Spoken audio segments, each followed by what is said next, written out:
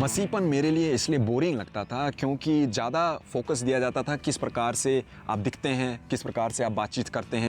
और मुझे लगता था एक बंधन लगता था कि वहाँ पे आप संपूर्ण रूप से अपने आप को एक्सप्रेस नहीं कर सकते हैं क्रिएटिविटी में, या एक जो परमेश्वर के साथ रिश्ता है उसको एक आज़ादी से दर्शाना वो नहीं महसूस कर सकते थे।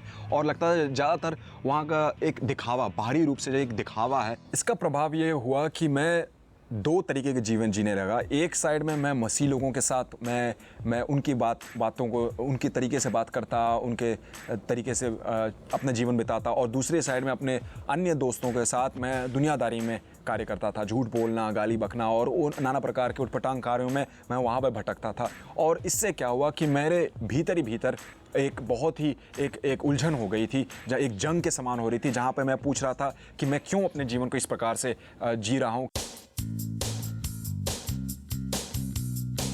जब मुझे एहसास हुआ कि प्रभु परमेश्वर ने मुझे एक अलग रूप से रचा है, कि मैं उनके लिए बहुत प्रिय हूँ, वो मुझसे प्रेम करते हैं, तो एक प्रकार से एक बोझ उठ गया और एक सचमुच में एक आज़ादी आई, जिसके द्वारा मैं उसको प्रदर्शित करने लग गया अन्य रूप से, चाहे कलाकृति हो, चाहे लोगों के साथ बातचीत करना हो, रिश्ते हो गए। और एक उसमें था मोटरसाइकिल चलाना। मैं लद्दाख के पहाड़ों से लेकर दक्षिण भारत के समुद्र तट तक मैं चलाने लग गया। क्यों? क्योंकि मैं उसके द्वारा परमेश्वर की कलाकृति को एक नज़दीकी रूप से देख सका। मेरी ज़िंदगी में टर्निंग पॉइंट ये थी जब परमेश्वर ने मुझे ऐसे लोगों के साथ जोड़ा जो सिर्फ रविवार के दिन ही मसीह नहीं थे, वो पूरे हफ्ते में मसीह थे। और मेरे लिए वहाँ पे सिर्फ आत्मिक तरक्की नहीं हुई, लेकिन उन्होंने मुझे क्रिएटिविटी में बहुत इनकरेज किया, जिसके द्वारा मैं अपना जो प्रेम का रिश्ता परमेश्वर के साथ वो खुले दिल से दर्शा सकता था। और वहाँ पे ये सेक्युलर स्पिरिचुअल का कोई डिवीज़न नहीं था, कन्फ्यूजन नहीं था कि ये चीज़ें सांसारिक हैं, ये चीज़ें ये परमेश्वर के लिए है। अगर आप परमेश्वर के लिए हैं तो 100% है, न कि सिर्फ आधा आधा। तो ये बात मुझे बहुत पसंद आई और मुझे लगा कि ये लोग पूरे परफेक्ट तो नहीं थे, लेकिन ये परमेश्वर के लिए बहुत ही पैशनेट थे।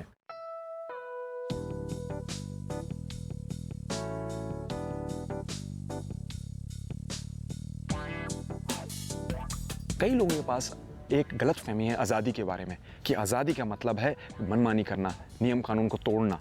या दूसरे लोगों के पास ये गलतफहमी है कि आज़ादी का मतलब है कुछ गिने चुने नियमों को पालन करना और उसके द्वारा हासिल करना। मैंने ये पाया कि आज़ादी और रिस्पॉन्सिबिलिटी दोनों एक साथ चलती हैं। आप आज़ादी चाहते हैं लेकिन उसके साथ रिस्पॉन्सिबिलिटी नहीं चाहते हैं, तो आपको एक अंत में एक कड़वा टेस्ट मिलेगा। आप चाहे मोटरसाइकिल चला लें, लेकिन बिना रिस्पॉन्सिबिलिटी के आप करेंगे इन कार्यों को, तो आपको ही खुद में नुकसान होगा, चोट होगा।